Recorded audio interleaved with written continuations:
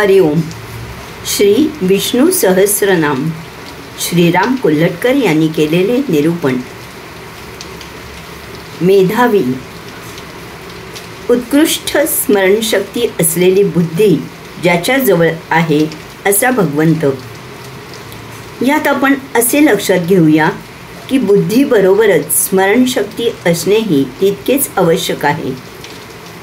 मारुती रायांचे चरित्र आपण अभ्यासिले तर आपल्याला आठवेल की मारुती रायांना एका ऋषींनी शाप दिला होता की ऐनवेळी मोक्याच्या प्रसंगी आपल्याजवळ असलेल्या शक्तीचे तुला स्मरण राहणार नाही. मग उशाप देताना ते ऋषी सांगतात की तुझ्या सहकार्याने जर तुझ्याजवळ असलेल्या शक्तीचे स्मरण करून दिले तर त्या शक्तीचा तू उपयोग करू शकशील. सीतामाईंचा शोध घेण्यासाठी सर्व वानरगण जेव्हा समुद्रकिनारी जमले तेव्हा समुद्र उल्लंघून रावणाच्या लंकेत जाऊ शकेल असा आपल्यामध्ये कोण आहे असा विचार सुरू झाला. त्या वानरगणात मारुतीराय देखील होतेच.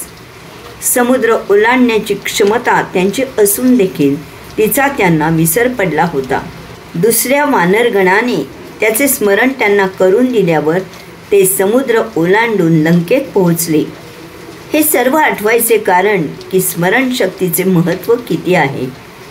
आणखी एक महत्त्वाची गोष्ट म्हणजे किमान मनुष्य प्राणी गृहीत धरला तरी या कोट्यावधी माणसांच्या कर्माचा हिशेब ठेवायचा म्हणले तर भगवंताच्या बुद्धीची स्मरणशक्तीची आपणास कल्पनाच करवत नाही.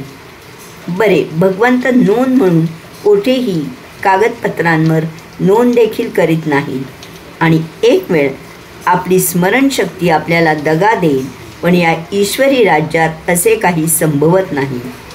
प्रत्येक व्यक्तीचा घडलेल्या घटनेचा चोख हिशोब ईश्वराच्या स्मरणशक्तीमध्ये नोंदलेला असतो आणि त्यानुसार त्याचे फळ दिले जाते.